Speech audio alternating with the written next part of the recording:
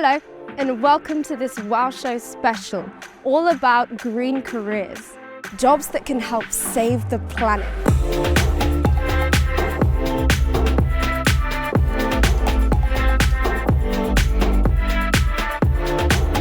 Ever wondered what life will be like in the future? Are we all going to be getting around on one of these? Or getting on our bikes? Or will we all have switched to electric cars or something even more advanced? And what about where we live? Where we work? And what's going to happen about the energy we need? Everyone knows that climate change is the single greatest threat we're facing right now. But what you might not know is that there's been an explosion in skilled and well-paid jobs in what's called the green economy to help solve all of these problems. And here at the University of Surrey, they've launched a new Institute of Sustainability to bring together the next generation of young people seeking to make a more sustainable world. When we look at the future, we often feel depressed. Climate anxiety has become a very well-known phenomenon, especially among the youth. But this is also a great time of opportunity. The current and future generations will be the ones rewriting the rules of the global economy. Did you know this? 3 big industries, transport, energy and construction, produce nearly 80% of the UK's carbon emissions. Many people are already working on trying to solve this.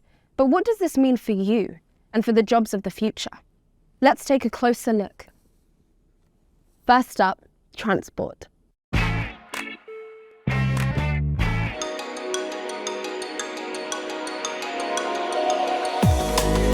There are fabulous ideas about how we will all be moving around in the future.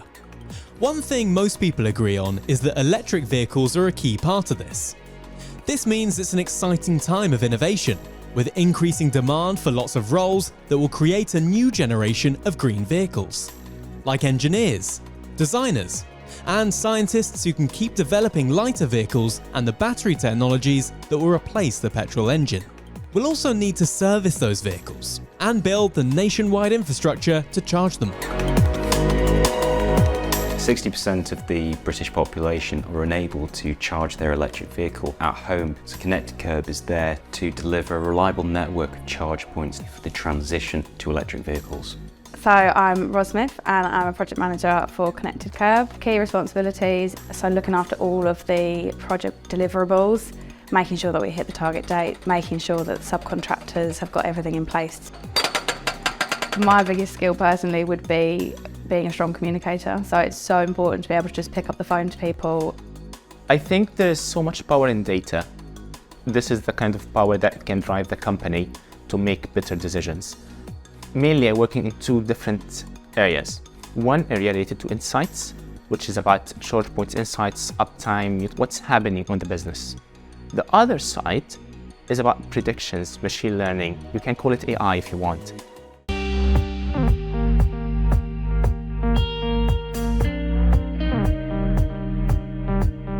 Here at Nescott, we're training young people for the jobs of the future. And green technologies are a big part of that, such as electric vehicle technicians.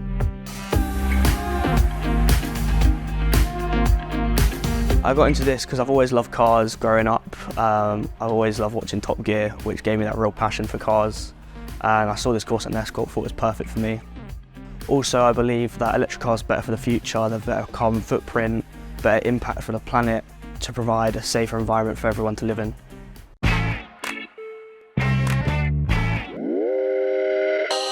The construction industry accounts for 7% of all jobs in the UK.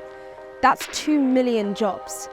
Many construction projects need a wide range of skills to address sustainability challenges, like the new M25 Junction 10 improvement scheme.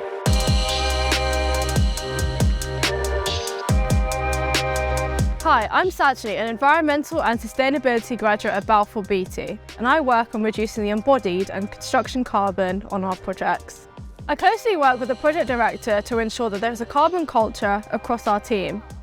We have the power to make a change, and every small thing that we do really does make a really big impact on the larger scale of things. My name's Ryan Carroll. I'm a digital delivery engineer working for Balfour Beatty. So from the design model here, we create animations One of the best parts of the job is being able to go out on site and fly a drone. So we fly drones across the project to not only get update photos and videos, but to get point cloud data which will feed straight into this model. So a lot of the technology that we're using is specifically designed for retrofits. The UK, it's got the oldest housing stock in Europe, and having to retrofit all these properties will be a real challenge. I'm training to become an expert on renewable and low carbon energy sources. Building emissions are about 38% from heating, and so it all starts with reducing the consumption. So making the buildings efficient and hold their energy. So my name's Akshay Patel. I'm the product manager at SAV. So product management kind of ranges from product conception, development, pricing, delivery. I'll do everything on a piece of paper or on a CAD drawing, but then I have to give it to John and say, does it actually work? So my name is Ben and I'm a low carbon applications engineer. So it's a lot of testing new products, new solutions. Quite often you'll be jumping into the deep end, which can be quite daunting sometimes, but it's all good experience. There's plenty of opportunities. Every year there's new jobs, there's new positions opening up. So the potential to earn decent money is definitely here. Some people have assumptions about green jobs. You might be one of them. But the reality is, green jobs are the future. So it's time to go myth busting. Okay, so this is VoiceOver, the myths about jobs that can save the planet, take 1. Myth 1. You'll earn less working in a green job than in other sectors. False. Average salaries in net zero roles are £42,600 compared to £33,400 in other roles. Myth 2. You need a degree to get a green job. False. Jobs across the green economy include entry-level and skilled trades right through to graduates and senior managers. Myth 3. There aren't as many jobs available as in other sectors. False. Nationally, green jobs are expected to increase by 600% by 2050 to more than 2 million jobs. Myth 4. It's only about renewables. That's false. Green roles are available in many major industries, including construction, professional services, manufacturing, and transport. Myth 5. Employers insist on specialist technical skills. False. Many green jobs require general management, leadership, and communication, and there are lots of transferable technical skills from non-green roles.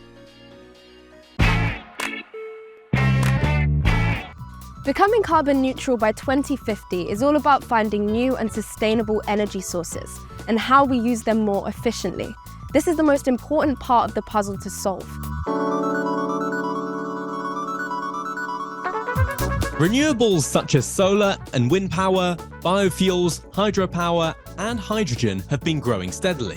So there's a huge variety of career opportunities, from traditional trades to new green careers. But there are also some jobs that you may not have even thought about. DBE in Cranley in Surrey is turning our waste into carbon-neutral biomethane.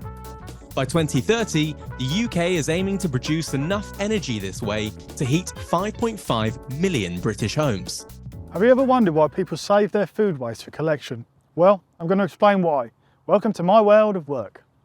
Each year we receive nearly 25,000 tonnes of food waste, which we put through a process called anaerobic digestion. In brief, that means the waste is broken down using natural microorganisms in the absence of oxygen. One of my first jobs of the day is doing a gas analysis. This is critical as we check the composition of the gas to ensure that the bugs are doing their job. It takes many days for the digestion process to occur, but the end result is a huge amount of biomethane gas is produced, which we then put back into the grid. 2.3 million cubic metres each year to be precise. So essentially this is the most important part of what we do. This tells us how much biomethane we've exported to the grid. To see this potential waste product and something that would be going to landfill and be producing this real toxic greenhouse gas, the fact that we're turning it into such a positive thing and a good thing, and we're utilising every single part of the process at the same time, that's something I'm very proud of. Amazing stuff. But it's not just about creating energy. At Stark and Hawley, there are teams of experts who use data technology to make sure we are getting the best from the electricity we use. So at Stark, we collect energy data from companies and present it in a way that means they can identify their energy waste, save costs and save carbon. My name's Joe Casebo and I'm a data collector and analyst at Stark. So day to day have to deal with incoming flows. We dial meters remotely, we then validate those reads and send them off to supplier who uses it for settlement and billing. As long as you've got a passion for sustainability, there will be a role for you, whether it's in customer service or HR, or we have, guys and girls out in vans driving around installing and maintaining data loggers.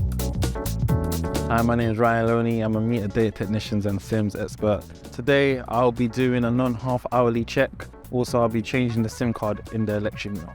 So whether you're an introvert or more of an extrovert type character, there are lots and lots of roles available where you can get involved.